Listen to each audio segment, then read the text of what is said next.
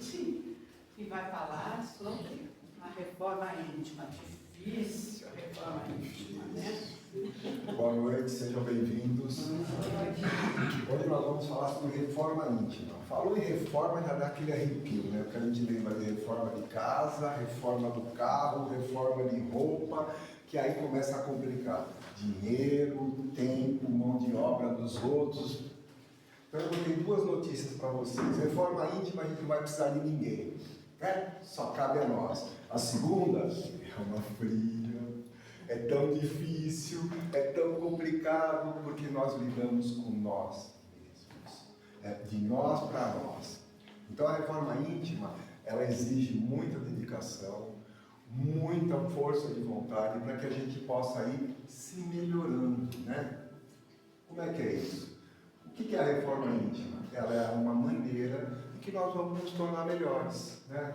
Que a gente vai poder ter uma condição melhor de tratar com nós mesmos, de tratar com as outras pessoas, de tratar com a nossa família, com o nosso vizinho, com o nosso colega de trabalho, ou seja, nós vamos nos tornar melhores, né? Aí a gente fala assim, será que é preciso, né? Para que ela serve? Ela serve além da gente se tornar e fazer isso para nós mesmos, a gente vai ver que o nosso convívio com as pessoas vai melhorar. Ah, mas será que eu preciso? Será? Mas eu sou assim mesmo, eu já nasci assim, quem quiser que goste de mim assim. Não dá mais, né? Isso é um pensamento que a gente tinha lá atrás. Hoje a gente entende que nós temos que fazer a nossa parte. Não cabe às pessoas aceitarem a gente. Nós temos que primeiro nos aceitar. E se a gente não nos aceitar, como é que a gente vai querer que os outros aceitem? Se a gente não gostar daquilo que a gente vê, daquilo que a gente sente, como é que a gente espera que alguém vai gostar da gente? Ou que alguém vai poder conviver conosco? Porque essa é a grande palavra, né? Nós temos algumas unidades que Deus foi colocando a gente, né? Ele colocou uma das unidades que eu acho que é a mais difícil, ele colocou uma unidade que chama família. Família é aquela que é, assim, quem é que não tem problema? Quem é que não tem um parente com problema? Quem é que não é o parente com problema, né? Porque não é só os outros que são. Ou seja, a família, Deus falou o seguinte, bom, vocês são seres com limitações. Então eu vou fazer o seguinte, eu vou colocar vocês não na porta da frente como vizinho, não no prédio do lado, eu vou colocar vocês nessa unidade que chama família. E aí vocês vão ter que conviver todos juntos. Aí começa a grande beleza, né? Porque a hora que a gente entende que a família, ela está hoje, a nossa família, nós entendemos que muitas daquelas pessoas que convivem com nós são pessoas que têm problemas, que têm dificuldades de relacionamento, e nós também temos, né? E para isso que a gente vem junto. Ele fala assim, eu não vou fazer nem vocês atravessarem a rua para se encontrar, eu vou colocar vocês próximos uns dos outros. E aí a gente começa a entender quanto é difícil lidar um com o outro, né? Quem é que não tem uma dificuldade com parente, né? Quem é que não tem uma dificuldade de relacionamento? E aí, se a gente não começa a olhar para nós mesmos, a gente começa a colocar toda a culpa nos outros. Mas é o outro que é assim, mas o fulano que faz isso, mas o fulano que... E nós? Qual é a nossa responsabilidade com isso, né? Como é que a gente lida com isso, né? O que eu vou fazer para que isso melhore, né?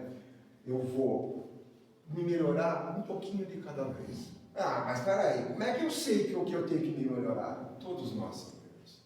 Na hora que a gente deita a nossa cabecinha no travesseiro, a gente começa a fazer aquele balanço do nosso dia, da nossa vida, a gente sabe onde a gente escorrega. A gente sabe aonde a gente não age legal, a gente sabe aonde a gente não está feliz com nós mesmos, porque é muito fácil olhar para o outro, né?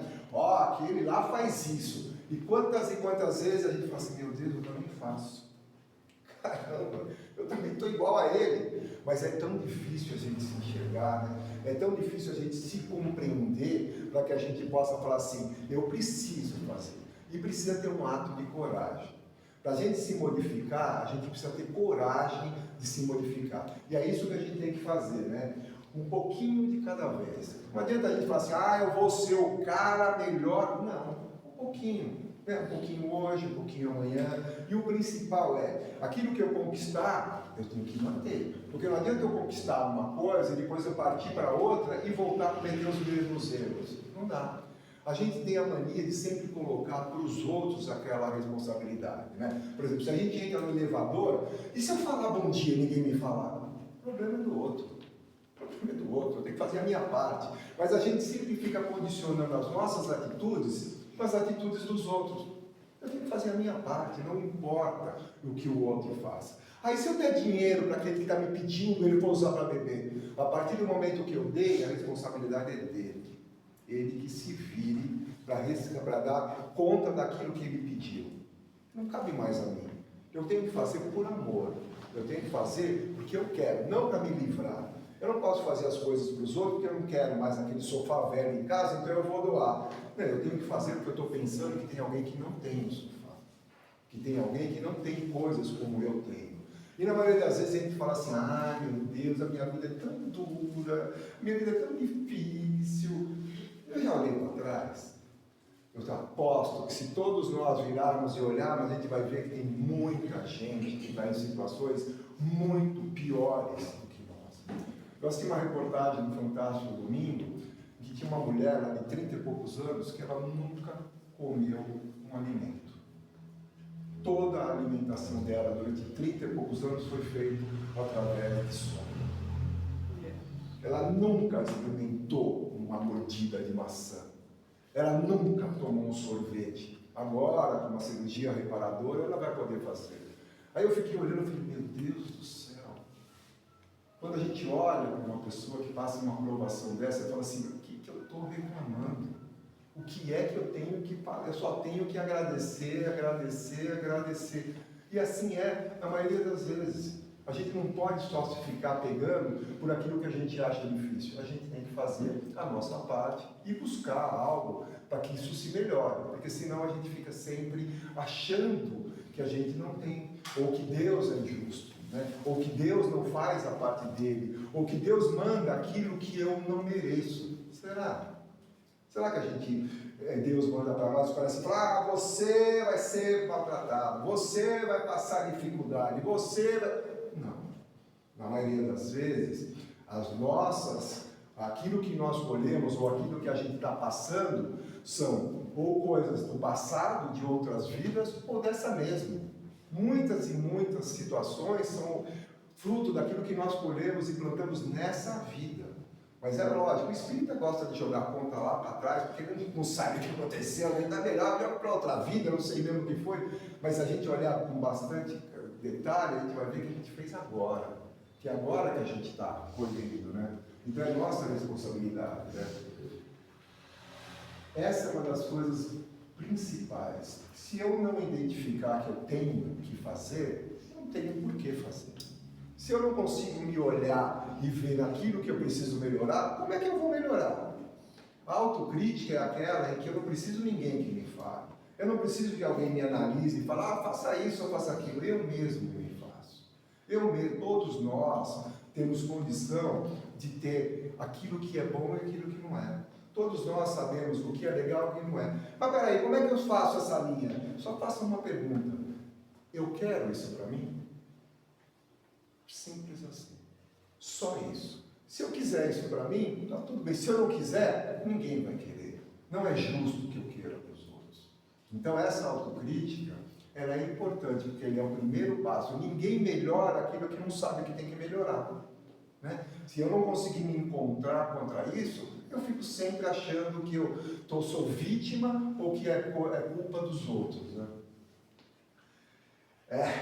Como fazer? Essa é uma pergunta de 1 milhão, né? A gente vai ter que descobrir. Não existe uma receita, existe a força de vontade. Para cada um é mais difícil. Eu tenho facilidade com alguns temas que para mim são realidade, né?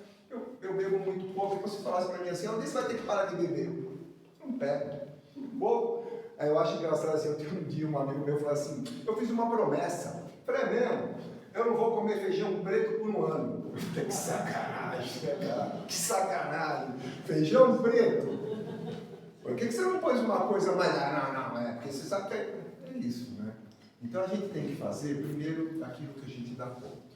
Né? A gente não consegue fazer uma mudança se a gente não der conta. E segundo, nós vamos ter que descobrir. Nós vamos ter que descobrir como é que a gente faz para que isso aconteça.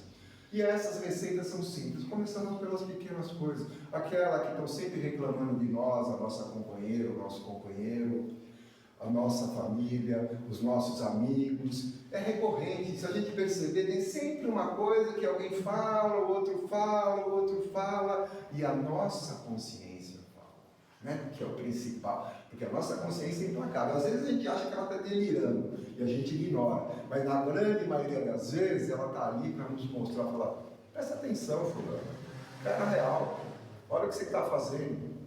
Então, é isso que ela quer. Essa é a fórmula que a gente tem que fazer. Cada um vai descobrir a sua, né? O pastor conduz o seu rebanho, mas são as ovelhas que andam com as próprias pernas. Deus nos dá tudo o que a gente precisa, mas cabe a mim. Ele não vai pegar na minha mão. Ele não vai vir na minha casa, um anjo alado, e falar assim, Carlos, ser, eu vou. Não vai fazer isso. Ele vai me dar a disposição para mudar. Ele vai me dar a clareza para que eu modifique as minhas atitudes. Ele vai dar aquilo que eu preciso e não o que eu quero. Essa está a diferença do que a gente pede. A diferença do pedir a coisa certa é pedir o que eu preciso, não é o que eu quero. Porque na maioria das vezes o que eu quero, ele está meio distoante daquilo que eu preciso. Então Deus vai dar para nós o que eu preciso, o que a gente precisa. Que é isso que a gente precisa fazer. Mas nós vamos ter que tomar a atitude que cabe a nós, né?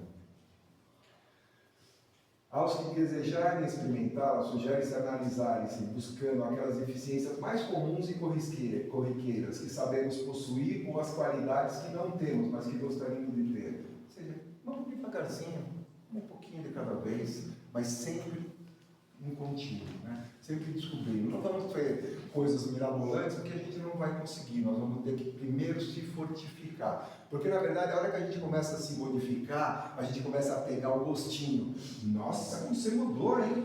Caramba, o que aconteceu? Cara, você está mais bonito? Você está mais bonita?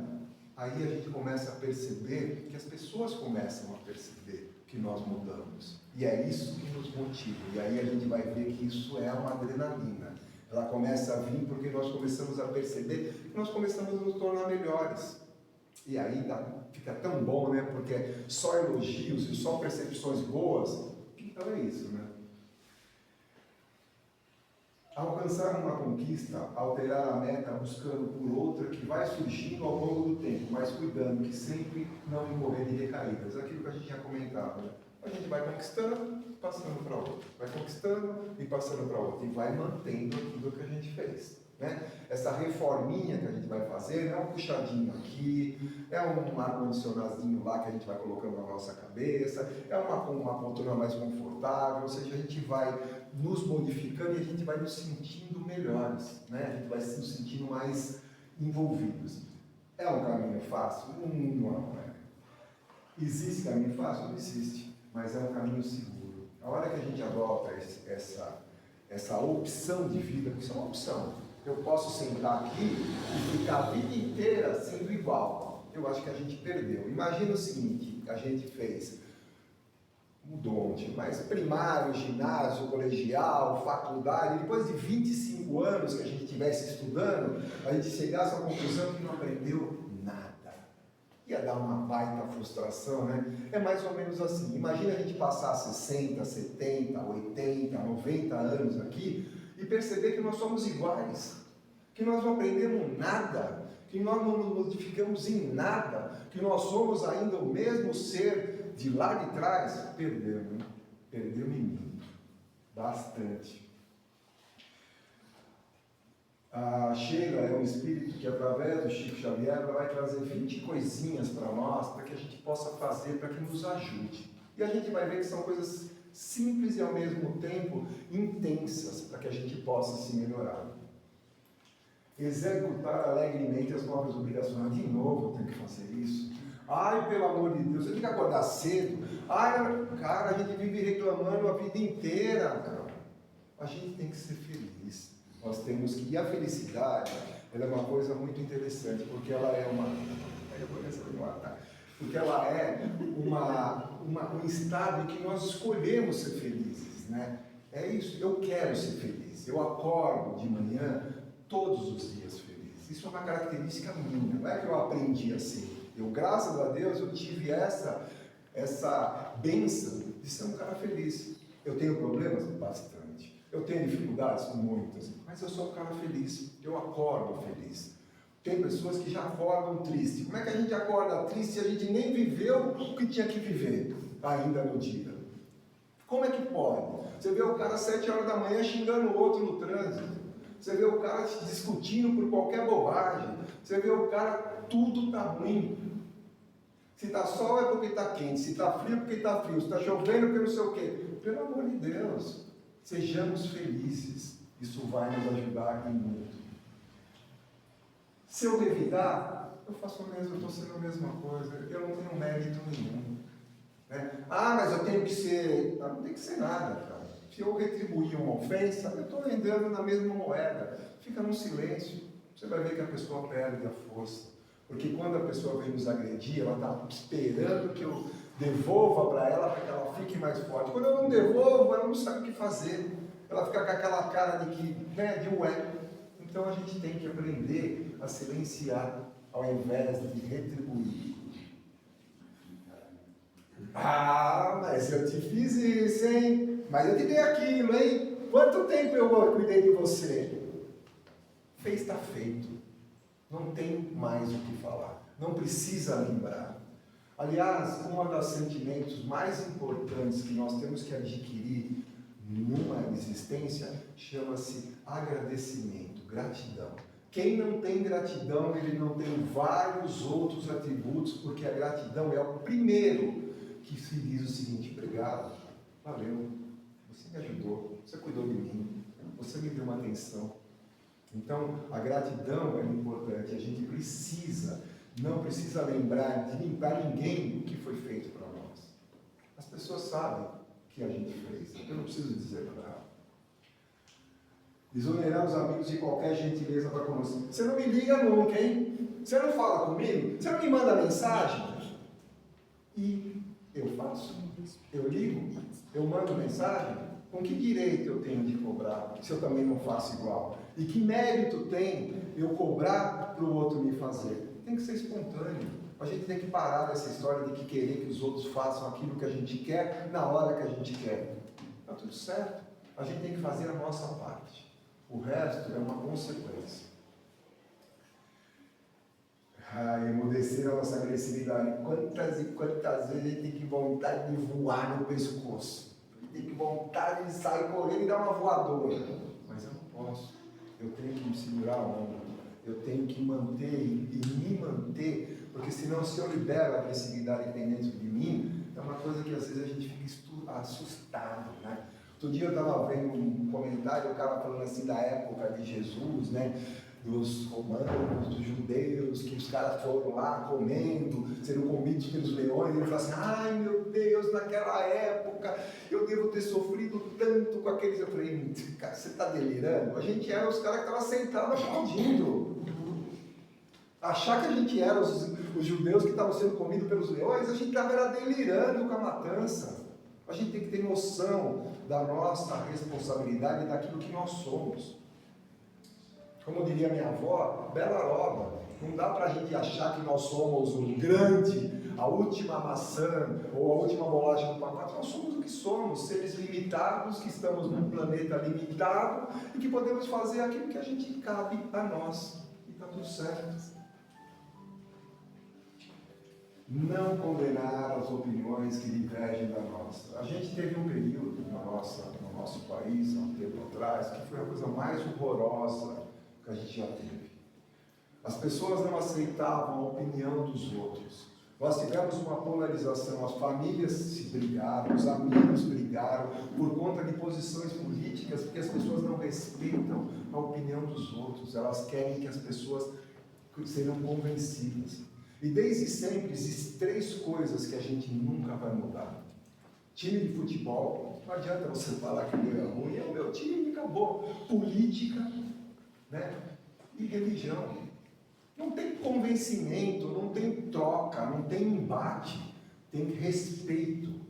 Você escolhe o que você quer, não dá para eu te convencer. E a gente passou um período muito ruim, por porque as pessoas queriam impor as suas ideias. Famílias se dissolveram, amizades foram interrompidas, porque as pessoas não têm respeito pela opinião dos outros. Essa é uma coisa que é beleza, né? Abolir qualquer pergunta maliciosa e necessária. Tem coisa que eu não preciso perguntar, tem coisa que eu não preciso cutucar. Nossa, hein? Acho que vocês estão meio engordadinhos, hein? Coisa deselegante, que coisa desnecessária. Não foi para você, não. Só olhei para você. Só olhei para você, não foi? Cara, que coisa mais deselegante, desagradável, que falta de educação. Sabe? Às vezes a pessoa está lutando, ela está infeliz, ela está numa batalha consigo mesma e não consegue, a gente vai lá e pumba! Porque nós queremos ser o falta de assunto, o cara que não tem o que falar, não tem o que falar, fica quieto, não abre a boca. Agora não seja indelicado. Repetir informações, ensinamentos, você vai dizer, de novo você quer que eu explique? De novo. Quantas vezes precisar? Às vezes as pessoas não entendem, às vezes as pessoas não conseguem captar as ideias. A minha mulher fala que às vezes eu viajo na maionese, que eu resumo as coisas e quero que ela adivinhe o que está pensando. É mais ou menos acontece isso mesmo. Né? A cabeça vai a mil, você fala, você não entendeu? Não, eu nem sei o que você está falando. E a gente não tem paciência para responder, a gente está sempre armado para poder ferir o outro. Né? Paciência sempre. Isso é uma coisa que nós temos que testar, porque se a gente tiver paciência, nós temos tolerância. Se nós tivermos tolerância, nós temos empatia. Se nós tivermos empatia, nós temos afinidade. Se nós temos afinidade, nós temos tudo para poder se identificar com o outro. Se não tem isso, acabou. Fica sem. Ouvir fraternalmente as mágoas do companheiro sem biografar nossas dores. As pessoas, às vezes, elas precisam só ouvir. Eu vou contar uma história, vou pedir licença para vocês, vou contar uma história particular, que eu acho que exprime bem isso. Eu fui uma vez em São Paulo almoçar com um amigo meu, e ele estava perto de uma avenida lá movimentada, e nós fomos almoçar, e junto ele falou assim, esse amigo vai conosco. Eu falei, tá bom. E aí fomos saindo da rua e tal, e fomos indo para o restaurante, aí daqui a pouco eu olho e falei para ele, Sé, cadê o fulano? Aí nós olhamos, ele estava sentado na beira da calçada, conversando com uma mulher, uma avenida que chama Domingos de Moraes, lá em São Paulo, que é uma extremamente movimentada. Aí ficamos lá uns 10 minutos parados, e ele sentado. Aí, daqui a pouco ele levanta, vem, a mulher levanta e vai embora. Aí o meu amigo para ele, e aí, quem era? Eu não sei. Como você sabe? Eu não sei, eu passei, ela estava chorando. Nós dois sequer vimos a mulher. Quanto menos perceber, e ele não só viu, como ele viu que ela estava chorando. E ele não teve dúvida, ele sentou do lado. Eu falei, e aí o que você falou? Nada. Eu peguei na mão dela. E aí ela começou a me contar todos os problemas que ela tinha, e que ela só estava esperando o farol abrir, porque ela ia se jogar debaixo do carro. Ele só ouviu. Ela só precisava ser ouvida. Quantas vezes a gente para ouvir? Quantas vezes a gente quer colocar para os outros as nossas ideias, as nossas coisas, sem deixar que o outro conte? Só ouvir. Só ouvir. É isso que às vezes as pessoas precisam. Buscar sem afetação meio de ser mais útil. Eu não preciso dizer para os outros o que eu fiz. Eu não preciso ficar lá dizendo, olha, eu fiz isso, hein? Olha, eu ajudei. Não preciso. Eu sei que eu fiz. Fica quieto, está tudo bem. A gente vê que as pessoas que mais ajudam, elas fazem um anonimato. Elas não querem holofotes, elas não querem manchete, elas não querem nada, elas querem ajudar. Elas não precisam que ninguém saiba, porque eles sabem. É isso que importa. Eu sei que eu fiz, eu sei que eu ajudei, ou eu sei que eu não fiz. Né? Só se desculpar. Eu fiz, mas olha, eu fiz por causa, eu fiz porque, eu não fiz por nada. Desculpa, me desculpa, eu não agi legal. Quando a gente pega essa oportunidade, a gente vai ver. Eu jogava bola, eu jogava na seleção da faculdade e eu jogava na seleção de futebol de salão. Eu tinha um cara que jogava na frente, ele era atacante e eu jogava no gol. E ele era o cara que reclamava com o time inteiro. Qualquer coisa que você fazia, ele reclamava. Mas toda vez que ele errava, ele levantava a mão. Desculpa aí, galera. Não tinha o que falar. Não tinha o que dizer pro cara. A gente ficava tão bravo porque ele se desculpava.